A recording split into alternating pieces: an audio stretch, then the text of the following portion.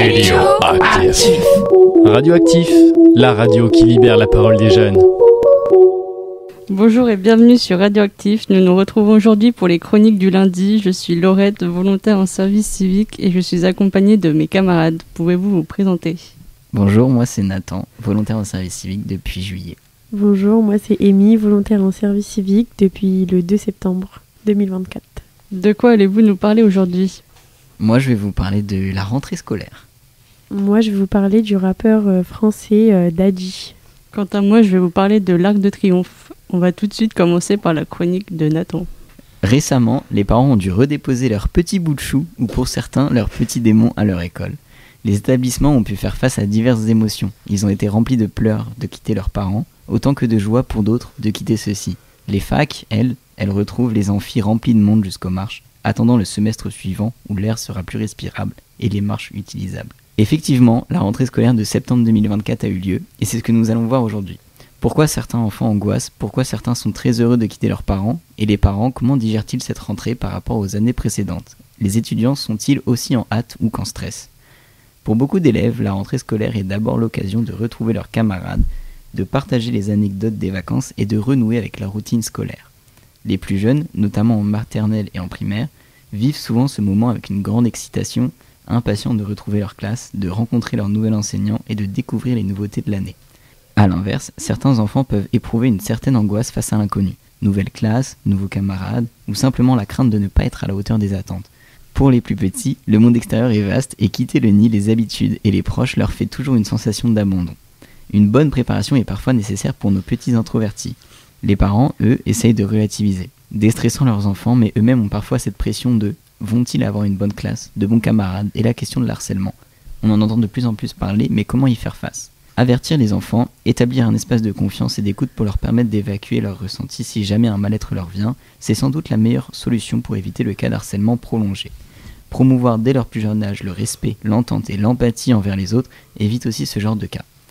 Malheureusement, il n'y a pas de solution infaillible, ni de prévention assez suffisante. Depuis la nuit des temps, le harcèlement existe, et il est dur de le supprimer définitivement. Mais à toute échelle, il est possible d'agir, notamment dans l'éducation de chacun et de son enfant. D'un autre côté, les fournitures scolaires sont aussi un sujet récurrent, qui suscite aussi chaque année discussions et parfois même tensions, notamment autour du budget que cela peut représenter pour les familles. Les exigences de certaines écoles sur le matériel et la qualité de celui-ci derrière qui ne suit pas forcément, ni les prix, qui posent des problèmes à de nombreuses familles. L'accès à l'éducation est ouvert pour tout le monde, mais à quel prix ? Hormis les parents, les étudiants sont aussi sujets à la question du budget. Le prix du matériel d'études supérieures, malgré les aides, leur sont parfois inaccessibles, notamment à cause de leur budget pour leur train de vie, le loyer, l'alimentation, les charges, les inscriptions. La plupart de ces jeunes ne parviennent à boucler leur fin de mois, même avec les aides. Alors la rentrée, certes bénéfique et moment important, mais à quel prix ? Je vous remercie de m'avoir écouté et je vais laisser la parole à ma camarade Amy. Daddy est un rappeur français qui s'est fait connaître notamment grâce à sa participation à l'émission Nouvelle École saison 3, diffusée sur Netflix.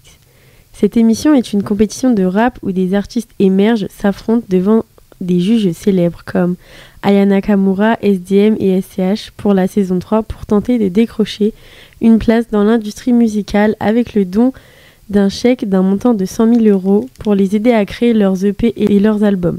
Il s'est distingué par son style unique et son charisme en apportant une énergie et une créativité qui ont marqué les spectateurs et les jurys. Bien que tous les participants ne soient pas parvenus en finale, l'exposition médiatique offerte par l'émission a permis à Daddy d'élargir sa fanbase et d'augmenter sa visibilité dans le milieu du rap français. Après Nouvelle École, Daddy a sorti son premier album intitulé TPLM en septembre 2024. Cet album marque une étape importante dans sa carrière après sa participation à l'émission Nouvelle École. Avec des titres variés et une approche authentique, il continue à gagner en popularité sur la scène du rap français. Avant cet album, il avait également publié plusieurs singles dont Monopoly et My Life. Ces morceaux montrent son évolution artistique depuis l'émission Amazon Music. Avant de se lancer dans le rap, Daddy a travaillé comme éducateur spécialisé. Ce métier, centré sur l'accompagnement des jeunes en difficulté, a certainement influencé ses textes et son approche artistique.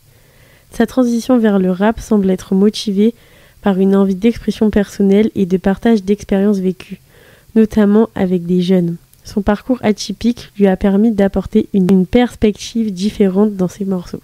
Merci. Merci Amy pour ta chronique. Maintenant c'est mon tour. L'Arc de Triomphe est un des monuments les plus emblématiques de Paris, situé entre le 8e, le 16e et le 17e arrondissement. Ce monument est au sommet de l'avenue des Champs-Élysées et de l'avenue de la Grande Arme, et constitue le grand axe en partant de la pyramide du Louvre, passant par l'obélisque de la Concorde, l'Arc de Triomphe, et se termine par l'Arche de la Défense. Sa construction est décidée par l'empereur Napoléon Ier le lendemain de la victoire de la bataille d'Austerlitz.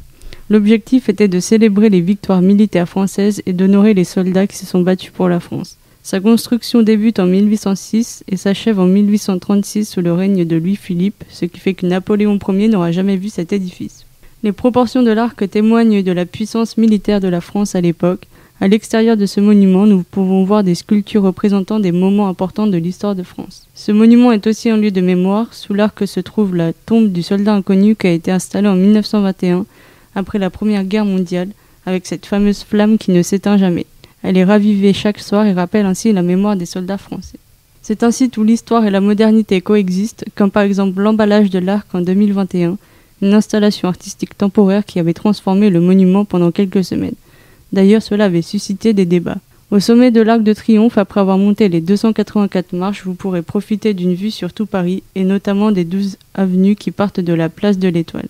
Il est visité par des millions de touristes chaque année, et il est aussi le lieu de grandes célébrations comme le défilé du 14 juillet. Il reste un monument incontournable pour tous ceux qui visitent Paris. Merci beaucoup à nos invités. Nous nous retrouvons la semaine prochaine pour de nouvelles chroniques. Au revoir. Au revoir. Radioactif, la radio qui libère la parole des jeunes.